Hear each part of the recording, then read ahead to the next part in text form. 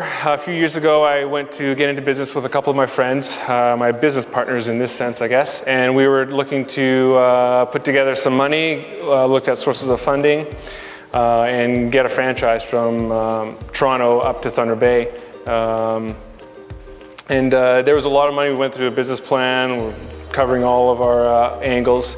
And in the end, it just didn't end up working out. I was a full-time student at the time, and trying to start your own business as a full-time student, I learned was basically impossible. You know, you have to sleep at night.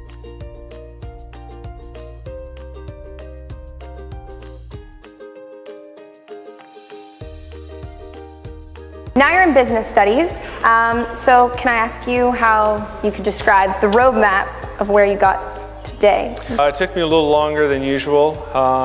My first degree was in science, and I was planning on getting into the health sciences. I applied to med school a few times, got waitlisted, and going through that process, I started to really enjoy forest firefighting in the summer. I really liked being outdoors, getting in touch with my culture, and so I decided, what can I do to help me do this for a few more summers? And so I decided to go back for another degree in business.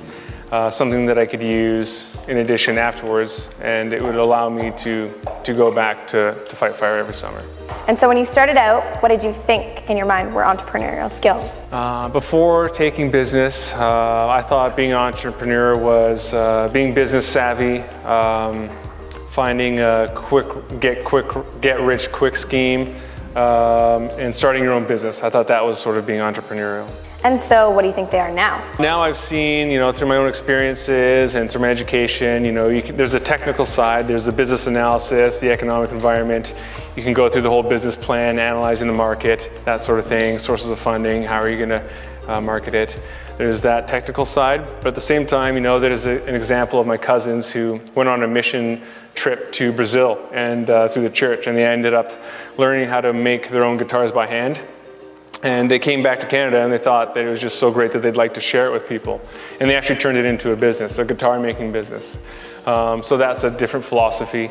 And there's another example of being entrepreneurial, more creative. So you're at Lakehead. What degree will you have when you're done? When I graduate, I'll have an honors Bachelor of Commerce. It's a business degree with a major in economics. With this degree, I could either go in and get a master's. That's what some of my profs are pushing me to do.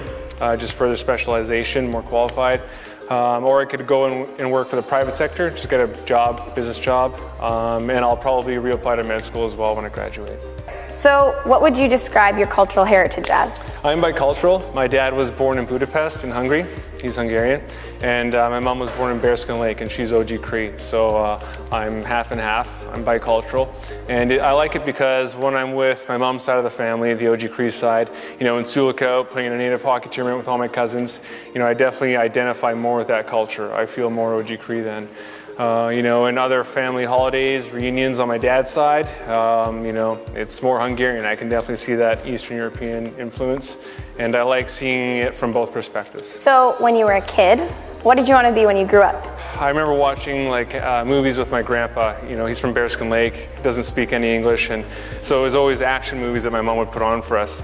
Rambo, Chuck Norris, those movies, and I always thought it'd be cool to be like an Army commando type guy, just wandering through the jungle, I guess. And so how close are you to that now? I found a summer job in firefighting that's pretty exciting. I get to jump out of helicopters. It's inherently dangerous and risky, lots of things that we do. We do a lot of training. It's training all summer round for safety. Safety is our first concern. And you get to challenge yourself mentally and physically. Push your limits and go beyond them, actually. It's surprising. Here's an example of chemistry in the workplace. So right there we've got the gas cans filled with gasoline. That's a flammable liquid, it's volatile. We use it all the time, we transport it. And so there's an example of chemistry in my workplace. And we can go to the next one. So here's an example. You can see that little helicopter in the middle there dropping some fire gel into the bush, and we're just doing a prescribed burn, and so that's more chemistry. So we use this stuff called petrogel, and it's like the consistency of snot. It looks like napalm we're dropping out of this torch, and it stays burning longer. It's not as volatile as the gas, and it grabs onto the bush and burns better. So there's another example of chemistry. where do you see yourself in the coming years? What's the end plan?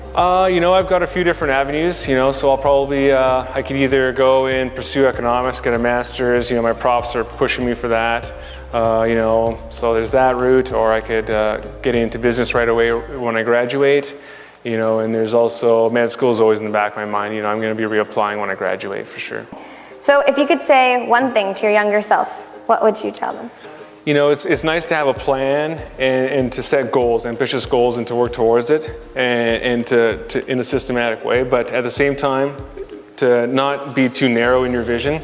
You know, always keep an eye on what's going on the side. If there's something shiny along your way off to the side, you know, it might be worth checking out.